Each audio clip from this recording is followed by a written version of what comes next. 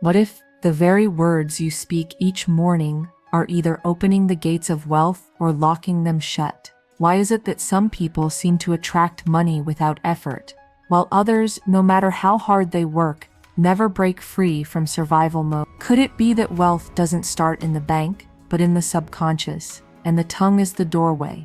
Florence Scovel Shinn taught that your word is your wand, that the spoken word charged with faith bypasses logic and calls forth the invisible into form, into fact, into fortune. But most people speak against themselves before they even get out of bed.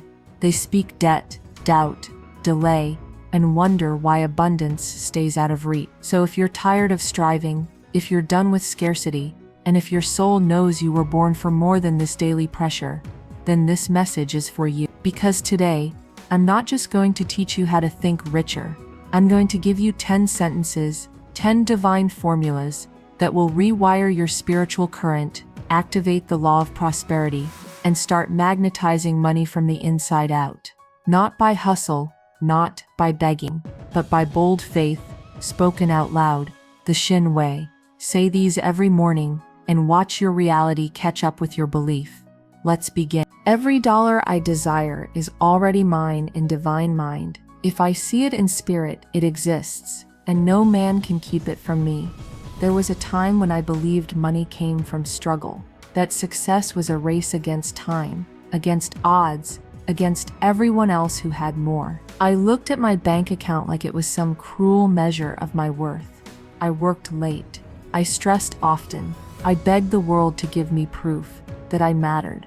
But then I learned something that shattered the very foundation of lack.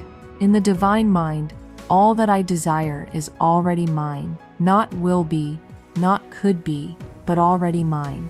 In spirit, there is no time, no distance, no delay. The moment a desire enters your heart and is pure, it already exists in the invisible. You don't have to earn it through grind. You align with it through knowing. The world has trained you to believe you're separate from wealth, that it's out there, that you must hustle to deserve it. But Florence Shinn didn't speak about effort. She spoke about alignment.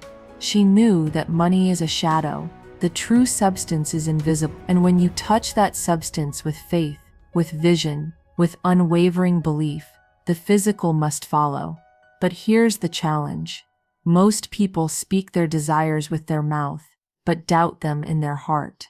You say, I want more, but then you feel fear when the bill arrives. You visualize wealth in the morning, but panic in traffic, curse the rich, worry about inflation, and beg for security. You can't affirm abundance and carry the frequency of lack. It cancels itself out. You are the transmitter. You are the invitation. And what you hold in your spiritual atmosphere is what the divine will deliver. Now here's the twist. It's not about working harder. It's about becoming still enough to believe. You must act as if the money already exists, because it does, in the invisible. And faith is the bridge. You say the words, you feel the truth, and then you walk in peace, not pressure. Pressure pushes money away. Peace pulls it in. Let me tell you something most will never say.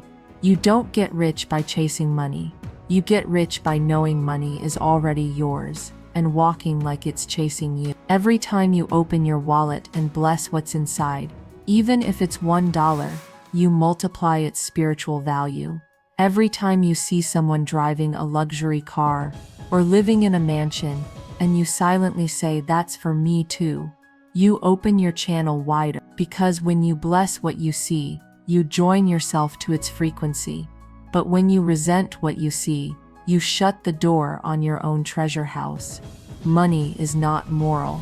It's obedient. It follows attention, and divine mind holds no limits, only mirrored. If you ask from fear, you receive more fear. If you ask from knowing, you receive manifestation. Here's the impact. This sentence, every dollar I desire, is already mine in divine mind, is not a wish. It is a decree, a legal statement in the court of spirit. You speak it aloud, not to inform the universe, but to inform yourself, to lift your vision, to recalibrate your frequency, to remind your subconscious, I do not beg for what is mine. I call it forth. Speak it in the mirror. Speak it in the shower. Speak it in the face of bills. Speak it when you're up. Speak it when you're down. And keep speaking until the invisible becomes visible. I do not chase wealth. I magnetize it through faith and stillness. What I rest in, I receive. What I force, I forfeit. There's a panic that sets in when money feels far, when the account balance dips low, when rent's due, when the job isn't paying enough. You feel it in your chest, that tightening, that frantic search for a fix. You scroll, you apply, you calculate, you say you're taking action, but inside, you're operating from fear, not faith. And that's the root of the blockage. Florence Shinn said, faith knows it has already received and acts accordingly, but most people pray like beggars and affirm like doubters. You ask for a miracle and then stress about timing. You affirm abundance, but panic when you check your inbox. You say money flows to me, but the vibration underneath is, I hope it happens soon. That contradiction is the real thief. You don't manifest money by chasing it. You manifest it by becoming still enough to know it's already in motion, and then walking in alignment with that knowing. Faith is the vibration that magnetizes. Stillness is the chamber where wealth is conceived. Here's the deeper truth. Stillness is not passivity. It is power contained. It's the opposite of desperation. It's a signal to the universe that says, I am not moved by appearances. I am anchored in truth. And truth says, I have what I desire. Now, let me paint you a picture. Imagine a magnet on a table. It doesn't run around trying to grab metal objects. It simply sits, fully charged, and what belongs to it moves in. It pulls by nature, not effort. You are that magnet. But only if you hold your charge. Only if you stay in peace, not chaos. But here's the challenge. We live in a world that glorifies hustle. Grind, now, shine later. Work harder than everyone. No sleep, no limits. And yes, discipline has its place. But when it comes to attracting wealth, hustle without harmony is noise. The real currency is clarity. The more frantic your energy, the more you signal to spirit that you don't believe it's already handled. And the more you chase, the more money runs. Here's the twist. Most of your abundance will not come from doing more, but from being more faithful, being more aligned, being more expectant, being more still. There's a supernatural power in saying, I have no idea how it will come, but I know it's already on its way. That surrender isn't weakness, it's strength in disguise. It's you stepping into divine order, where timing isn't rushed, and provision is perfect. Stillness isn't the absence of movement, it's the presence of trust. And here's the impact. If you can wake up each morning, sit in silence for 10 minutes, and simply hold the frequency of having what you desire, without checking your phone, without redoing the budget, without spiraling, you will begin to collapse time, because time bends to belief. It's not about when, it's about how deep is your knowing. Speak it aloud. I do not chase wealth. I magnetize it through faith and stillness. Let this be your declaration. Let this sentence burn itself into your nervous system until the fear no longer fits. You're not here to run after money. You're here to become a vessel so still, so grounded, so full of spiritual assurance that money cannot help but flow to you.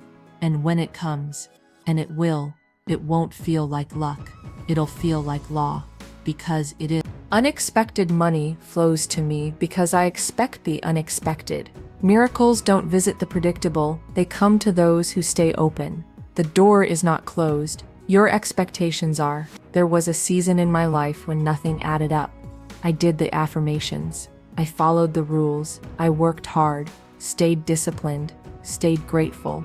But still the breakthrough never came in the way I expected it.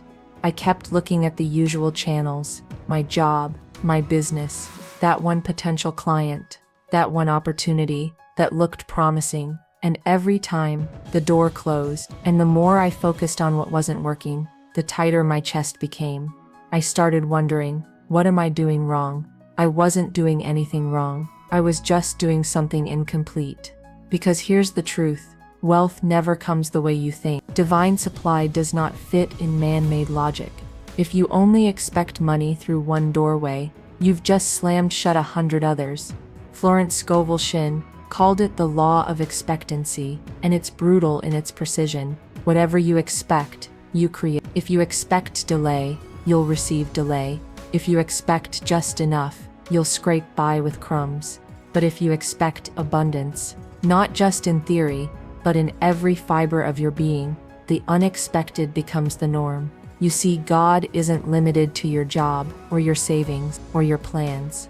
The divine can move through strangers, through forgotten refunds, through ideas, through sudden favors, through timing so strange you couldn't have orchestrated it even if you tried. But here's the challenge. We don't leave room for the unexpected. We plan so tightly, we pray with conditions. We say, please let the deal go through, instead of, I open myself to all forms of divine increase. We ask for breakthroughs, but only in the ways we approve of. And then we wonder why we feel stuck. The twist is this: your job is not to know how, your job is to know it will. When you stop assigning how the money must come, it comes faster. When you stop gripping the steering wheel of logic, the miracles start driving. Expectation is not about control, it's about surrender. When you declare unexpected money flows to me because I expected the unexpected, you're not fantasizing, you're issuing the spiritual command. You're saying, I am open, I am ready, I believe in surprises. And those surprises start small: a refund you forgot about, a debt forgiven, an opportunity that seemed random but was perfectly aligned, a check in the mail, an old friend offering a favor, a stranger becoming a connector. You didn't plan for it, because the divine doesn't follow your plan, it follows your vibration. But here's the impact.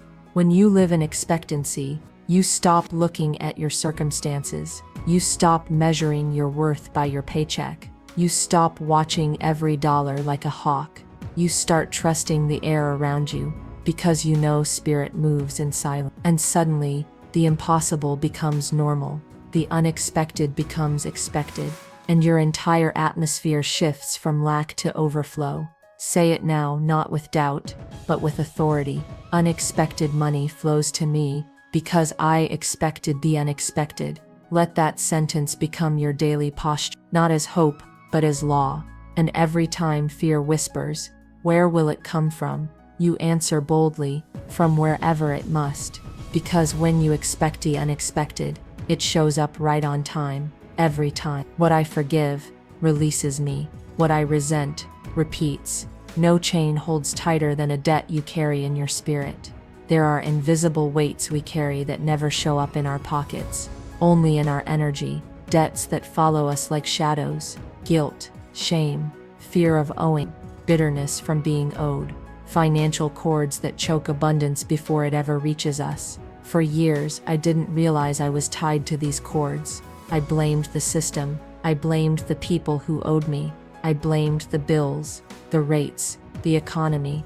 But deep down, I was stuck in spiritual debt. Florence Scovel Shinn taught, no man is your debtor. All channels are instruments of divine supply. That means no person owes you, no person controls your provision, no institution holds your future, because in truth, you are only indebted to the divine. And when you reconcile there, the rest aligns automatically. But here's the detail we miss. Debt isn't just money. Debt is a vibration. It's a mindset. It's an energetic grip. And as long as you carry the feeling of I owe, or they owe me, you block the relief. You may pay the bill, but the guilt stays. You may forgive someone, but secretly hope they suffer. That's not freedom. That's bondage in a suit. The challenge is this: we treat debt like punishment. We see money as a judge. We walk into the month, dreading the due dates, cursing the interest, tightening in fear. But every time you resist your obligation with fear, you reinforce its grip. The twist is spiritual law. You don't have to pay your way to freedom. You can forgive your way there. You can release the emotional charge. You can bless your creditors. You can speak peace into every account that haunts you. And the moment you release that burden and spirit, the material realm starts loosening its grip. People have reported sudden settlements, debts being wiped, unexpected forgiveness of balances, not because they hustled harder, but because they surrendered deep. And here's the impact. When you say, I release every debt in spirit, and every creditor releases me in kind, you are not avoiding responsibility, you are aligning with grace. You are declaring, I will no longer worship fear, I will no longer bow to guilt. I am free in the realm that matters, and from that freedom, all things shift. Now let me be clear, this doesn't mean you don't honor your commitments. It means you stop carrying them with poison in your soul. You stop cursing the people you owe. You stop replaying the betrayal of those who never paid you back. You stop dragging your energetic chains into every new season, because until you release debt from your inner world, it will keep manifesting in your outer one. Say it with conviction. I release every debt in spirit, and every creditor releases me in kind. Let that become your spiritual receipt. Let that be your signature on the contract of peace. You are not bound by man, you are governed by law, divine law, and that law always repays, always balances, always restores, not because you fought harder, but because you forgave deeper. And in that release, abundance begins. There is no competition in the divine, only perfect provision. The supply is infinite. What is yours cannot be taken. You don't compete for oxygen. Why compete for abundance? From an early age, we're conditioned to fight for everything. Compete for grades, compete for attention, compete for jobs. Even in our spiritual journeys, we sometimes find ourselves silently racing, measuring our lives against timelines that were never ours. And when it comes to money, the comparison becomes even louder. Look how much they're making. She got the house before me. He got that contract. What am I doing wrong? It's subtle at first, but it seeps in, that fear that if someone else has more, there's less left for you.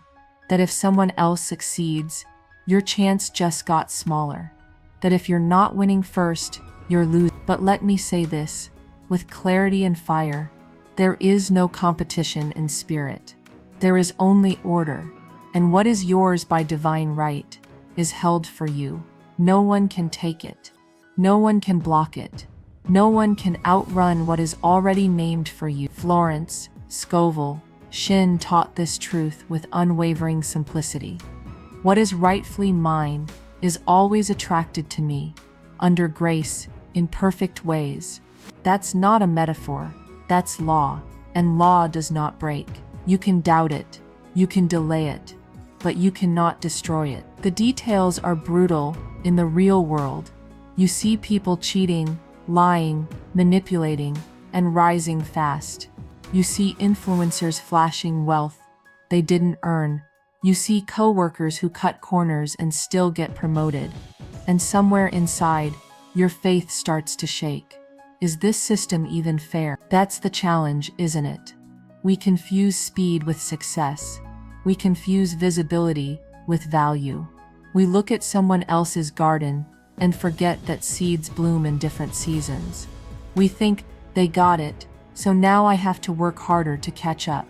No, you don't have to catch up. You have to wake up. Wake up to the truth that abundance isn't rationed. Wealth doesn't run out. God doesn't operate from scarcity. Divine mind doesn't issue blessings on a lottery basis. Every soul has its own stream, and yours cannot be stopped unless you stop believing it exists. Here's the twist. Every time you compare, you cut yourself off from your own flow. Every time you say, why them, you close the valve on your own supply. And every time you chase someone else's path, you abandon your own divine blueprint. The competition is not real. It's an illusion created by fear and sold by society. Spirit doesn't deal in races. It deals in rhythm, in alignment, in truth. You want proof? Look at nature. The sun doesn't compete with the moon. The rose doesn't rush because the lily bloomed first. The river doesn't panic because another stream reached the ocean sooner.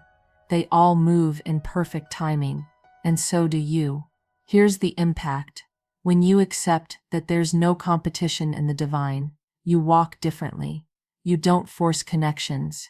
You don't hustle out of fear. You don't resent the success of others. You celebrate it because it's a sign that abundance is active in your field. You don't fear being left behind because you were never behind.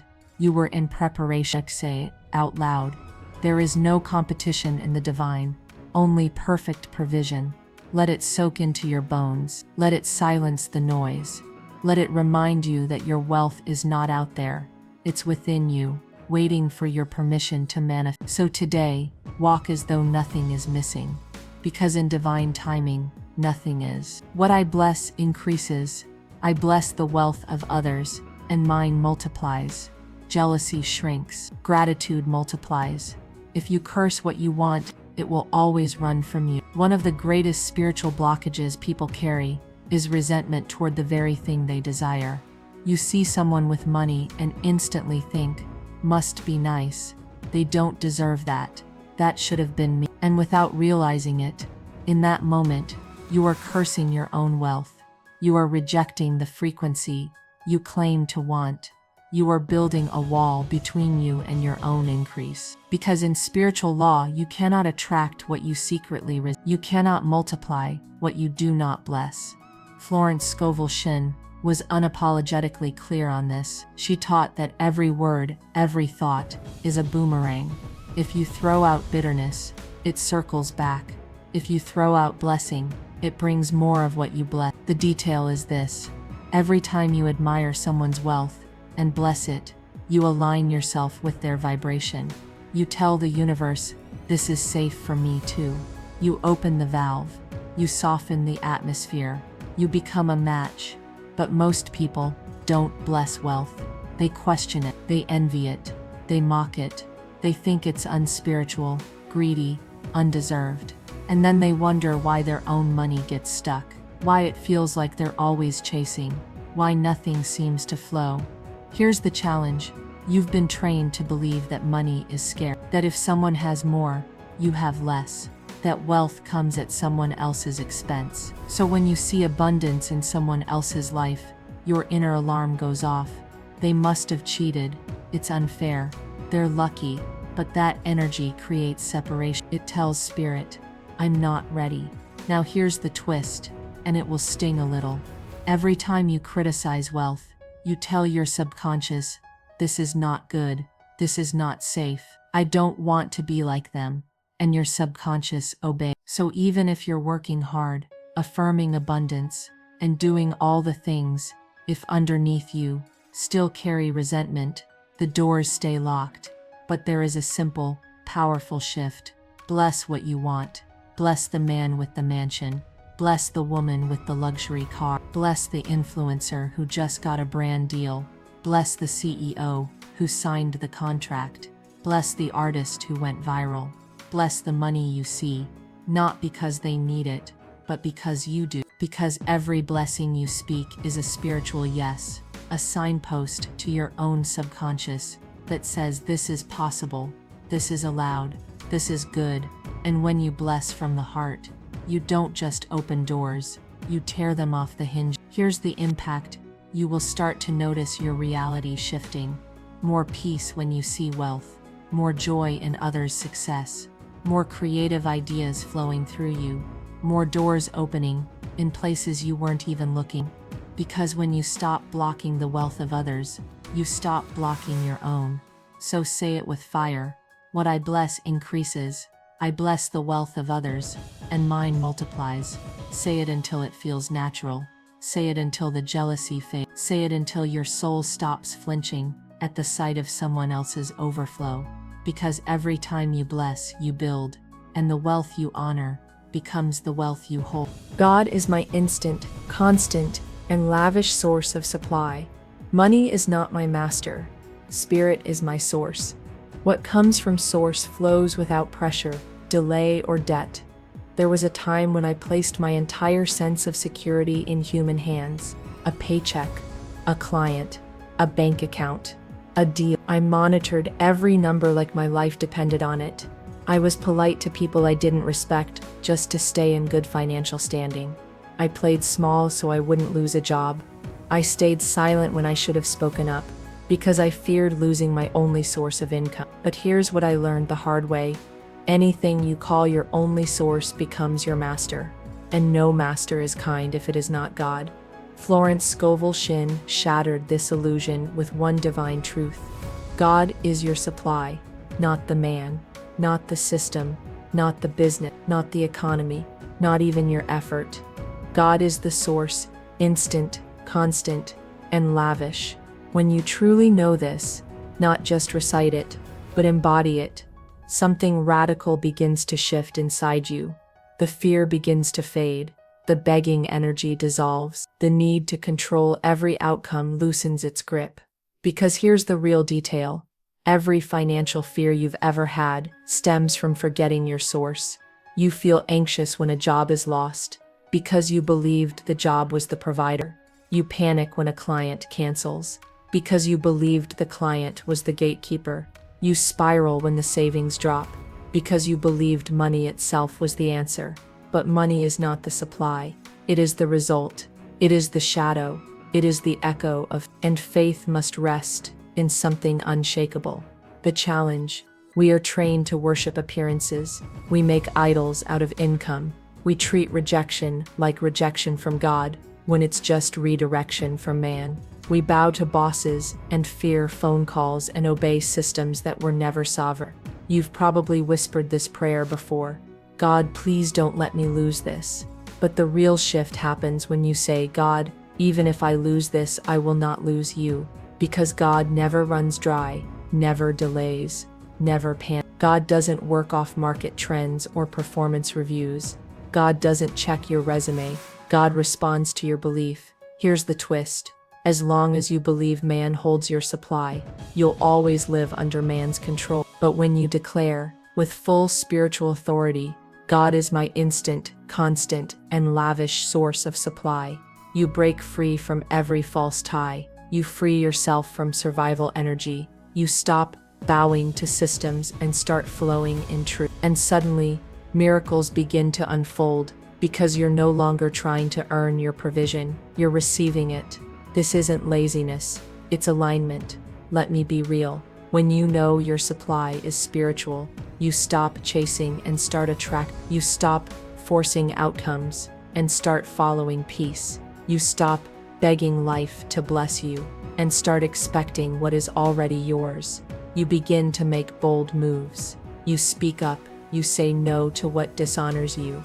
You walk away from scarcity disguised as security, and money begins to respond because the channel is no longer blocked by fear. Here's the impact. You will begin to live in a way that shocks others. Calm in chaos, anchored when the world trembles, lavish, not in excess, but in sufficiency, confidence, and overflow. You'll stop obsessing over numbers because you've already tapped into the source that creates them. Speak this out loud, not like a chant, but like a command. God is my instant, constant, and lavish source of supply. Let that truth replace every false belief. Let it reorder your nervous system. Let it rewrite the way you walk into rooms, sign contracts, send invoices, ask for compensation. You're not hoping anymore. You're not begging. You are standing in truth. And in spiritual law, the truth always pays in full. I walk by faith, not by fear. Therefore, I walk in abundance. Fear makes you freeze. Faith makes you flow. You can't walk two paths at once. Choose one and trust it. If you've ever woken up with your chest tight, if you've ever stared at a bill longer than you prayed, if you've ever made a decision just to feel safe even though it drained your spirit, then you already know what it feels like to walk by fear. It's subtle. It disguises itself as logic, as practicality, as being responsible. But fear is a master of costume, and its favorite disguise is control. Florence Scovel Shinn knew something most people still haven't grasped. Faith is not just belief, it is motion. It is how you move, how you choose, how you respond. And the moment you begin walking in faith, fear no longer gets to decide your next step. Let me break it down. You say you trust the universe, but you don't send the invoice because they might say no. You say you're abundant, but you don't invest in yourself, because what if it doesn't work? You say you believe, but you're constantly checking, double-checking, watching, waiting, gripped by the illusion that if you don't control it, it won't happen. That's not faith. That's fear, dressed in spiritual vocabulary. Faith walks. It moves when there's no proof. It decides when the numbers don't add up. It leaps, not blindly, but boldly, because it knows who it walks with. The challenge: fear will always offer the safer road, the slower plan, the backup option, and it will make you feel smart for choosing it. Better play it safe. You can't afford to fail. What will people think? And suddenly, years pass, and you're still in the same place, spiritually sound, emotionally exhausted, financially stuck, not because you weren't capable, but because you kept walking by fear. Here's the twist: faith is not reckless, it's obedient. It doesn't mean do whatever, it means do what you were called to do, even if it scares you, even if it costs you, even if it doesn't make sense right now. When you walk by faith, you activate abundance, not because it falls from the sky, but because it follows your obedience. It's like walking across a dark bridge. You don't see the next step until your foot moves. You can't wait for certainty. You have to move with spiritual confidence that if God placed it in your heart, God has already paved the way. You cannot walk by fear and expect abundance. The frequencies don't match. Fear says, protect what you have. Faith says, expand into what's next. Fear says, wait until the timing's perfect. Faith says, now is the moment. Fear says, what if I lose everything? Faith says, what if I finally receive it all? The impact: you become unstoppable, not in a loud, arrogant way, but in a calm, immovable way. You stop being swayed by opinions. You stop asking everyone what you should do. You stop waiting for signs that already exist in your soul. You stop second-guessing what God has already made clear. You walk into rooms differently. You say yes to investment. You say no to survival jobs. You launch the project. You increase your prices. You release what's no longer aligned, because you're no longer walking by fear. You're walking in faith. And wherever faith walks, abundance follows. Say this aloud now, like it's the final decision. I walk by faith, not by fear. Therefore, I walk in abundance. Repeat it when fear shows up. Repeat it when you're faced with choices. Repeat it when the mind starts racing. And keep walking until faith becomes your only reflex. Because faith is not just a feeling, it's a frequency. And when you match it, you move mountains. You cannot possess what you secretly resent. Bless what you desire, or it will never come near. If envy lives in your heart, abundance will not enter your hands.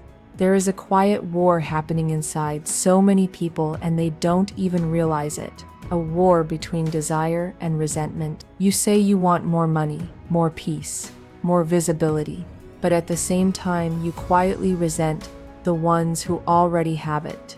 You look at people living in abundance, and you feel a tightness in your chest, a twist in your gut. You say you're happy for them, but in your spirit you're bitter. And in that moment, you block the very thing you're praying for. Florence Scovel Shinn never taught envy and increase. She taught alignment. She understood that you can't attract what you criticize. You can't draw in what you distrust. You can't embody wealth while resenting the wealthy. Backstory: I used to see others succeed and immediately feel small. I'd see their cars, their freedom, their ease, and my first instinct was to judge it. They're probably faking it. It must be nice to have connections. They don't deserve that much. And then I'd sit down and wonder why money didn't stay with me, why every gain felt temporary, why nothing flowed, and the truth hit me like lightning. I was rejecting the frequency I was trying to receive, because resentment is rejection, in disguise. The detail is brutal, but honest. Most people don't actually fear failure. They fear watching someone else succeed. And instead of using that discomfort as a mirror, as motivation, they poison themselves with bitterness. They rehearse the unfairness. They recount the injustice. They build entire emotional cases in their minds about why that person doesn't deserve it. But here's the spiritual law. Whatever you curse, you push away. Whatever you secretly resent, you unconsciously repel. The challenge: you think you're being realistic. You think you're just telling the truth. They're not even that good. She's so lucky. He didn't earn that. But that realism is costing you your manifestation, because the subconscious doesn't care what you say out loud. It obeys your dominant energy. You cannot speak abundance in the morning and stew in jealousy all afternoon. You cannot tithe with one hand and curse the rich with the other. You cannot post gratitude quotes online while secretly wishing someone would fail. Your energy is not neutral. It's direction. It builds or it breaks. It opens or it closes. Now here's the twist. Resentment is often a mirror of unmet desire. You don't actually hate what they have, you just haven't believed it's available for you yet. You see them living it, and it activates your own disowned dream. You feel left out, you feel overlooked, and so instead of lifting your energy, you lower theirs in your mind. But if you can catch yourself in that moment and bless instead of curse, everything begins to change. Start saying it out loud. I bless that man's success. I bless her wealth. What I bless, I invite. I see it, and I say me too, and mean it. Even if it burns, even if it feels fake at first, because the moment you truly bless what triggers you, it starts to lose its sting, and in its place, a new current forms. A line. Here's the impact. Your whole world softens. You stop seeing others as threats. You stop comparing every win. You stop shrinking in other people's light. You stop waiting to be chosen, because you realize you already are. And then, the blessings you once resented, they start coming to you, not by force, not by strategy, but by resonance. Say it with power. You cannot possess what you secretly resent. So stop hiding the jealousy. Bring it to the light. Transmute it. Bless it. And watch what begins to rise in your own life. Because what you truly bless, blesses you back. When you let go of the how, the when becomes now. Divine timing does not respond to pressure, only to peace. The moment you release control, miracles get permission to move. There is a kind of exhaustion that doesn't come from working too hard. It comes from trying to control outcomes that were never yours to manage. The planning, the forcing, the manipulating, the checking, rechecking, overthinking, the desperate obsession with time. It wears your spirit down, slowly, silently. You say you trust God, but every hour you're checking if it worked. You say you surrendered, but you're still crafting backup plans for your backup plan. You say you believe in divine timing, but you're trying to rush it into your own. Florence Scovel Shinn said it with power. Infinite Spirit knows the way, and I do not resist. Because resistance delays, control chokes, and doubt drags your miracle through the mud. Backstory: there was a season in my life where I was doing everything right. I was aligned, I was praying, I was affirming, but I was still obsessing over when will the money come? When will the opportunity show up? When will I be out of this mess? And every time the clock moved and the miracle didn't come, I got smaller inside, tighter, more frustrated, more bitter, until one day, I heard this whisper in my spirit. You're not blocked because you're bad. You're blocked because you won't let go. Letting go is the hardest thing to do, not because we're lazy, but because we're scared. Scared that if we loosen our grip, everything will fall apart. Scared that if we don't manage it, no one will. Scared that if we stop trying to control the how, we'll lose control of the when. But here's the truth. Control is an illusion, and peace is your only power. The detail: most of us carry what Florence called a racing mind and a doubting heart. We say, I know it's coming, but we don't live like it. We act as if the divine is late. We act like God needs reminder. We act like timing is fragile, as if there's only one narrow window to get it right. But spirit doesn't rush. Divine timing isn't random. It's perfect, and it doesn't answer to panic. The challenge is the in-between. That brutal space between the asking and the receiving. That's where most people sabotage the manifestation by demanding the how. Maybe I should change the strategy. Maybe I need to try harder. Maybe I should lower my expectations. But here's the twist. The how is the divine's domain. The what is your role. The why is your fuel. But the how, that's the spirit's strategy. And when you try to hijack that, you delay everything. Let go, not into laziness, but into trust. Let go, not because you don't care, but because you care enough to stop blocking what's already flowing. Let go, because divine timing doesn't need your schedule, it needs your surrender.